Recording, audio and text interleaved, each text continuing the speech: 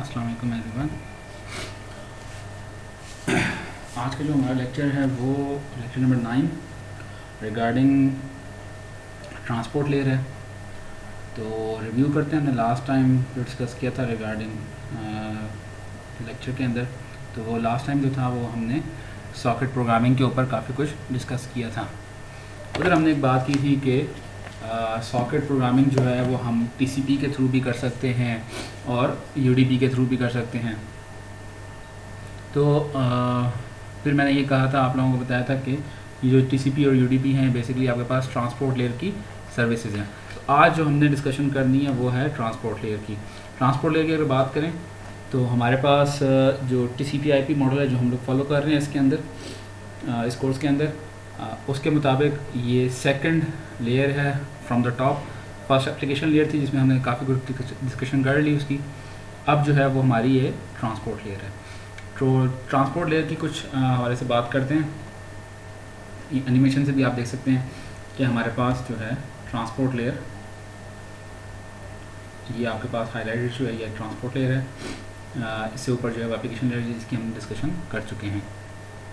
तो transport layer क्या करती है, तो उसके ऊपर बात करते हैं। ट्रांसपोर्ट लेयर जो होती है वो हमारे पास लॉजिकल कम्युनिकेशन, दो प्रोसेसेस जो ऐप मतलब जो एप्लीकेशंस होती हैं, नेटवर्क एप्लीकेशंस, उनमें जो प्रोसेस होते हैं जो डिफरेंट होस्ट पे चल रहे होंगे, बेसिकली वो दोनों प्रोसेसेस उनके दरमियान में एक लॉजिकल कम्युनिकेशन प्रोवाइड करेगी कि किस तरह आपके पास ये दोनों applications, end to end applications, end user की एप्लीकेशंस आपस में कम्युनिकेट कर सकती हैं। किस तरह मतलब किस वे के अंदर आइधर ये कनेक्शन ओरिएंटेड होगी, ये कनेक्शन लेस वे के अंदर ट्रांसमिट करेंगे, गारंटेड सर्विस देनी है इनको, नॉन गारंटेड सर्विसेज कौन सी प्रोवाइड करें। तो ये आपके पास ये जो communication logical communication way it will be decide by the transport layer. Transport layer की अगर बात करें तो आपके पास ट्रांसपोर्ट लेयर सिर्फ आपके पास एंड सिस्टम्स के ऊपर रन करती है। एप्लीकेशन लेयर और transport layer both they are part of the end systems, they are not part of the network core devices which are routers, switches, hubs, etc. These two top layers are not part of core devices, they are part of the end systems. So the transport layer runs in the end systems, which includes your laptop, your PCs, your mobile phones, etc.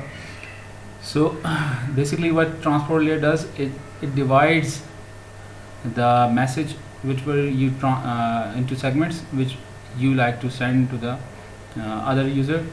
At the sending side, it breaks the message into the segments. Then these segments is passed on to the network layer. Where does this message come? The message will be from the application layer. Any data or the message will come from the application layer, and then the transport layer will break into the segments, and then the segmentation process at the transmitting end is done at the transport layer, and then this segment is passed on to the network layer, and then network layer does its processing, and we will discuss it in the network layer section. So at the transmitting end it does the segmentation, and then it provides a logical communication way. Either it will be a connection oriented way, it will be a connection less way, it will be a guaranteed service delivery, or it will be a non guaranteed service delivery. Then this message, this segment is then transferred onto the network and then received at the receiver side. So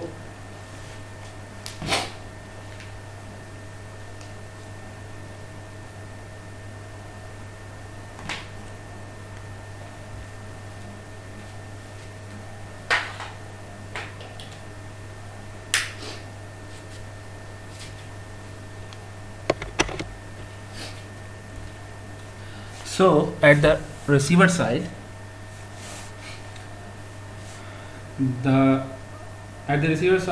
what it does, it then reassembles the segments into the message. Basically it does the reverse process as at the sending side.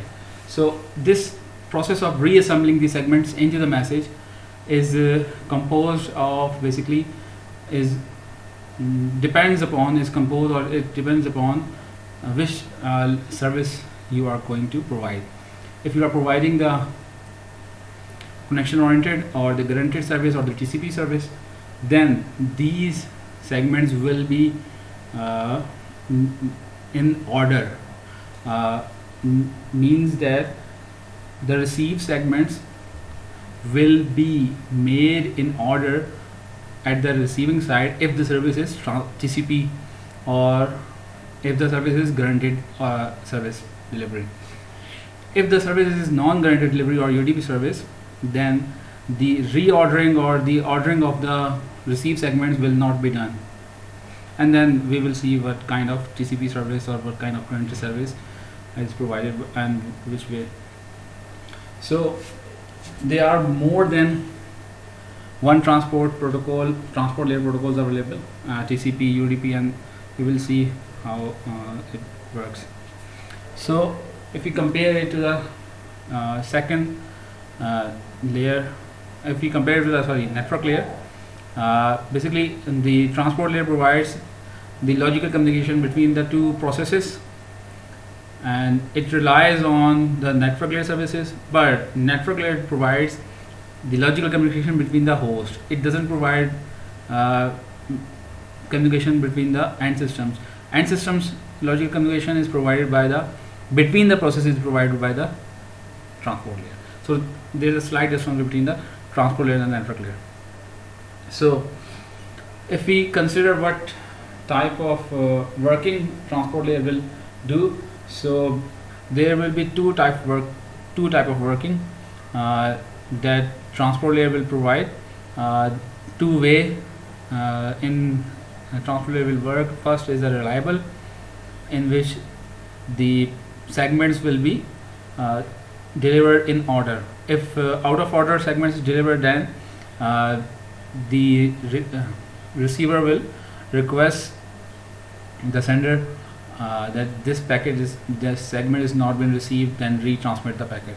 So in TCP, basically, if the segments are out of order, then the missing segments is being retransmitted by the sender side. So the receiver will do the reordering. Basically, receiver will do the reordering and make the segments in order and then deliver it to the application layer. So in the reliable service, there will be no loss of segments. There will be no out of order delivery of segments. If any loss is occur or any out of order deliveries of segments is occurred, then retransmission allows to recover from the lost segments or the out of order segments. So there are so in this TCP service, basically the protocol used for reliable and in order delivery of service is transmission control protocol, that is TCP. So in this TCP protocol, firstly the connection will be set up before the transmission, and then the data will be transmitted, then the segments will be transmitted and the data will be transmitted. Then after the successful transmission, the connection will be closed. So it requires a connection setup. Secondly, TCP can control the flow of segments, the rate at which the transmission can be done. So in flow control, the receiver side will advertise its maximum buffer size, its maximum receiving data rate to the sending side, so that the sending side cannot overplay the data rate or the buffer size of receiver, so that the connection is being stable and every packet is received in the order, and the reliability of the transmission remains intact. So third type of service that will be third type of algorithm that will be used to ensure the in order delivery in TCP will be the congestion control. Congestion control basically is like that: if network is being network has a lot of packets, a lot of segments in it, then there are chances that the segments will be delayed or that can be lost. So in this type of situation leads to the congestion, in which there are a lot of packets and they are not been processing, they are making the network more congested. So in order to overcome from the congestion, we use congestion control technique to make sure that the reliability and the in-order delivery of TCP remains intact. So in order to make successful transmission, in order to make the characteristics work in TCP, that is the reliability and the in-order delivery of segments, we utilize three type of techniques. That is, first, connection setup. In order to transmit successfully, we should in this TCP we firstly make the connection and then transfer the data. And second type is the flow control and the congestion control. These three mechanisms are used to make sure that TCP guaranteed its transmission in form of reliability and in form of order delivery of segments. So second type of service that will be provided by the transport layer will be the unreliable or unordered service that utilizes the protocol is user datagram protocol, UDP. In this, there is no guarantee, there is no need to set up the connection, there is no congestion control, no flow control. The overhead, the packet, the segment is very small in size, and if this packet is delivered, it's okay, it will go very quickly because of its smaller size. It has no connection setup time, there is no flow control, there is no congestion control, and the packets can be delivered out of order. Missing packets will not be allowed to retransmit. So UDP is kind of that you are making your best effort to deliver the transmission, to deliver the packet as fast as possible. So that's why we call it the best effort service, UDP, because in this UDP we are making sure we are doing our every possible effort to make sure that the communication is being faster. We are not making sure that the communication is reliable, it has in order delivery of segments, but we are making sure that the UDP in UDP the transmission is faster. So that's why we call it the best effort service. There is no flow control, there is no connection setup, there is no congestion control. The packets are being, the segments are being, and the packets are being just transmitted faster as fast as possible. So services that are not available in the transport layer are there is no delay guarantee, there is no bandwidth guarantee. We cannot guarantee these two in transport layer. So in transport layer we used to do the multiplexing or the demultiplexing of the segments, because from the application layer we receive data or message in the form of bulk and then divide into the segments. So how these segments will be transmitted, because a message or data can be divided into many segments. So we need to basically converge or multiplex it into the one segment or demultiplex at the receiver, so that, and also in order to handle multiple data from the sockets, and because we need to make sure that the user uses every possible services at the same time. So user can use multiple sockets at the same time, so that it can use multiple services. So the multiplexing will be done at the center end to make sure that all the services are being utilized at the center end. So multiplexing will be done at the center end in order to handle the multiple data from the multiple sockets and add the transport header. In case of your TCP, the header size will be larger, and in case of UDP the header size will be very less. Okay, we will see how much the header comes in next slides. So multiplexing will be done at the center end in order to make sure that all the sockets, all the data from the sockets are being transmitted. So basically multiplexing is a concept that we combine all the data from all the segments from the sockets into a one bigger segment and then transmit it onto the next layer. So demultiplexing is basically the reverse process of multiplexing, and it's done at the receiving end, so that in order to deliver correctly segments at the particular socket. If consider this example. In this example, the process P1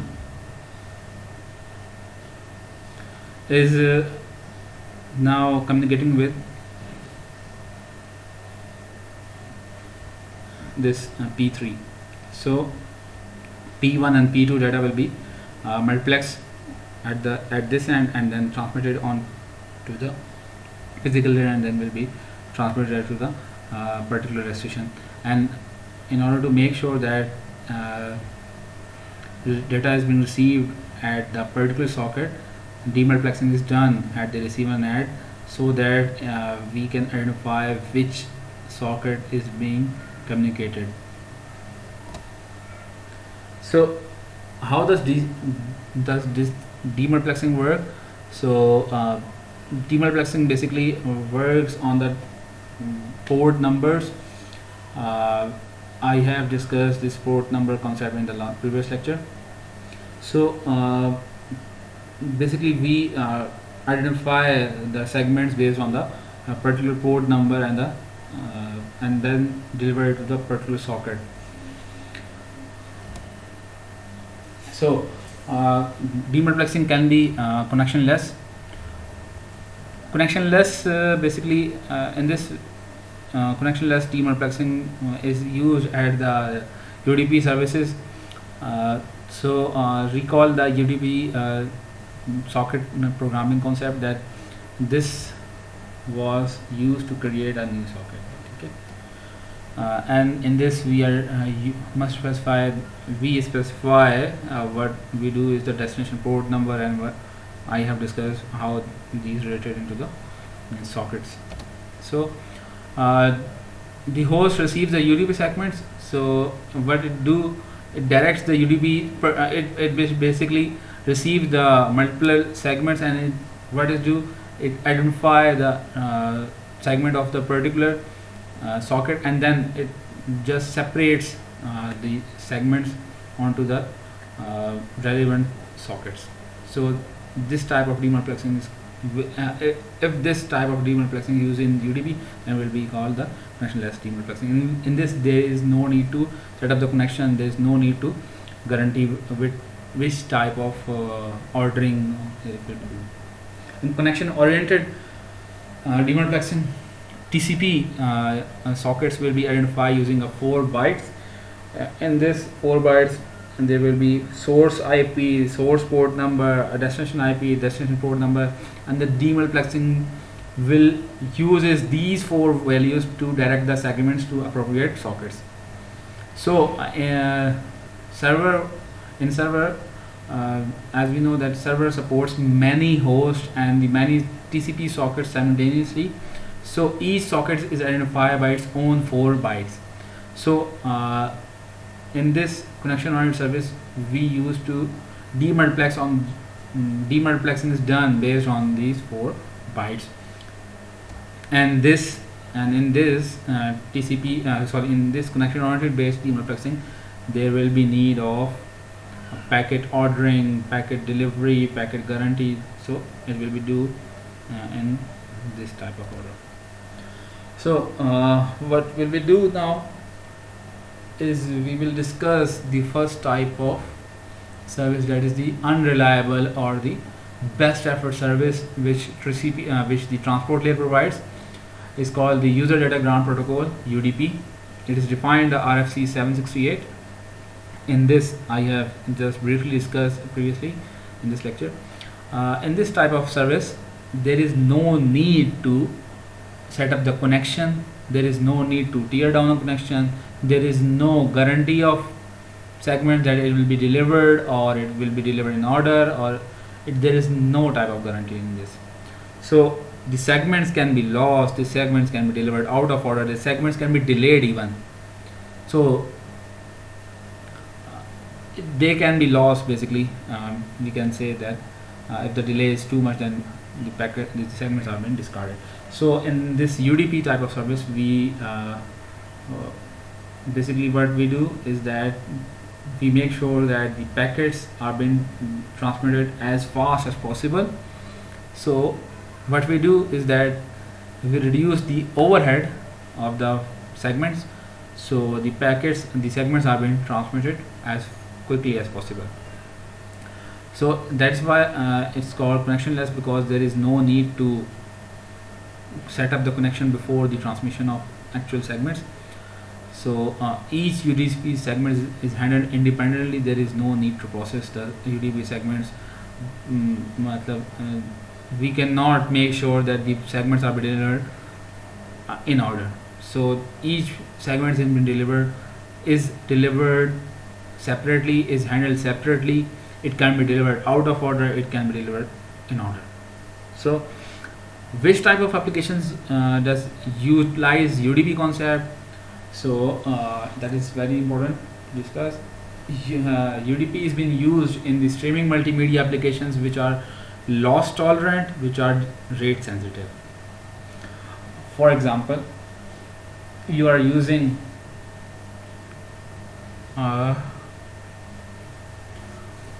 real-time communication in which you are communicating with another user over internet using your voice over IP, means you are communicating real time. Basically you make the call on the internet, on the network service, utilizing the real time communication. So basically you are doing a voice call to the other user, and this what you need to make sure is that the transmission between you and the other user is fast as possible. So what you do is what you want will be the packets should be delivered as fast as possible, no matter how much, but your main concern will be these packets cannot be delayed. These packets should be communicated, should be transported as fast as possible. So in this you can tolerate loss, so that's why it's called the loss tolerant application. So the real-time voice communication utilizes UDP concept, which is the streaming multimedia application in which the user can tolerate the loss but it cannot tolerate a delay. So basically this type of service is called the rate sensitive or the loss tolerant service. DNS services are utilized using UDP, also the SNMP services, and in the lab we have considered that we have used the command of ping.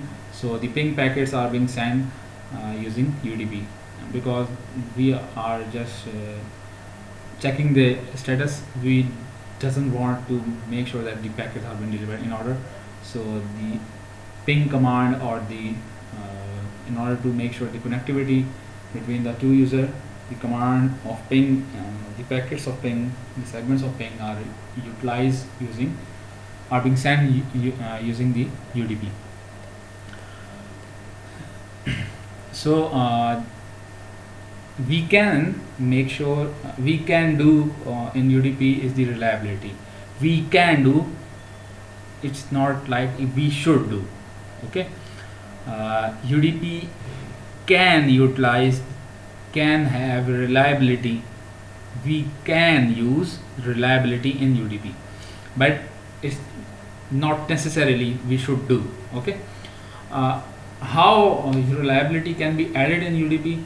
So what will, in order to reliably deliver the packets using the UDP service, is that in the application layer we added the feature, if we want to deliver the packets using the UDP and the reliability is user wants the reliability, so we can do is like that. We can add the reliability feature in the application layer, and the transportation will be on the UDP. So reliability could be added in the UDP, but there will be application specific errors which need to recover. So reliability is kind of compromised. So now we will discuss the segments and the architecture of the UDP segment header. So in UDP, the segment is like something like this. The application data or the payload is in this column, and the header contains 4 fields. First one is the source port number from which the data has been originated, and 2 what is the destination port number, and then there is a field of length. This length field is in the bytes, and it determines the whole field of this segment. The whole length of this segment is how much in the bytes, how much is the data, and how much is the payload overall, how much is the payload and how much is the overhead added, and then the whole length of this segment is determined in this length field. And then there is checksum. What is this checksum? Checksum basically is like checking whether this segment contains error or it is error free. So we will discuss checksum later in this lecture. Overall, in header there are 32 bits. 32 bits are been divided using 16 bits of port, 16 bit of destination port and source port, 16 bit for length, and 16 bits for checksum. Why we use UDP is that UDP doesn't require connection establishment. It is very simple. There is no need to set up the connection between the sender and the receiver. Header size is very small. There is no congestion control. UDP can transmit as fast as possible. There is no limit to transmit at the data rate. You can transmit as fast as possible. So now we will discuss. In the previous slide, we discussed that this checksum to identify whether this segment is error prone or not. Okay. So in order to detect the errors in the transmitted segment, what checksum is that it just checks whether this packet is or this segment contains error or not. How it does? So we need to understand the mechanism. Let's have an example of practical example. There is a sender and there is a receiver. What type of events at sender is these? These type of events will be occur in the sender, and this type of events will be occur at the receiver end. So at the sender end, what it does, it calculates the checksum, then add this checksum onto the transmitted segments, and then transmit the segment onto the network. And then what does receiver do? Receiver just do the same procedure that the receive segment in which there is data. At the sending end, what the sender end do is that कि वो जो है sender जो है वो क्या करता है कि जो एप्लीकेशन लेयर से डाटा आया होता है उसकी बेस के ऊपर चेकसम कैलकुलेट करता है. चेकसम कैलकुलेट जो ही हो जाता है 16 बिट का, उसको इधर चेकसम की फील्ड के अंदर डाल देता है और ये सारा हेडर जो है इसको ट्रांसमिट कर देता है, सॉरी सारे सेगमेंट को जो है वो ट्रांसमिट कर देता है जिसमें चेकसम भी होता है.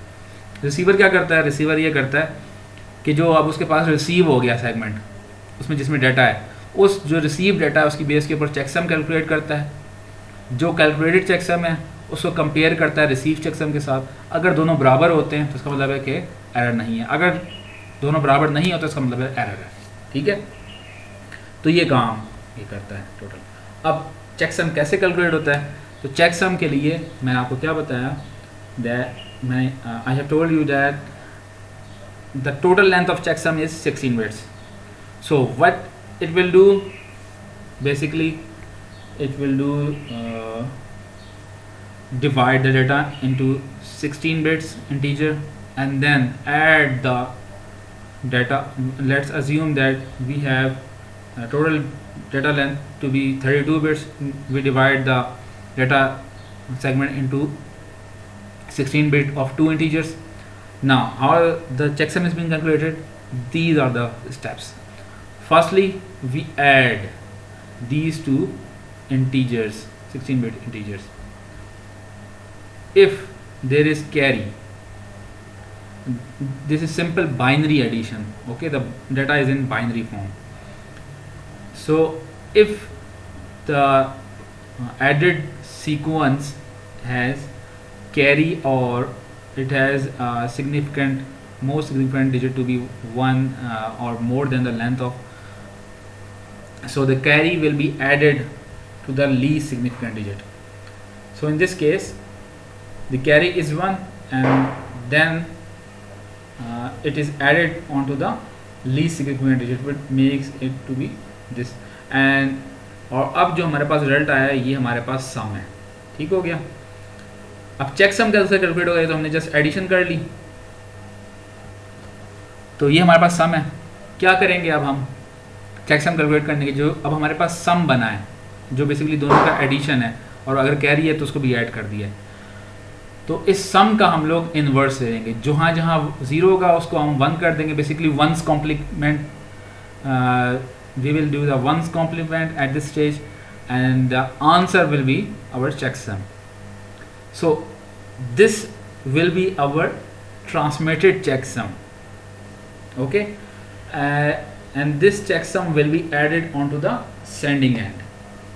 And now if same data is being received at the receiver end, then the answer of the checksum will be same. If the received checksum and the transmitted checksum are both same, it means there is no error.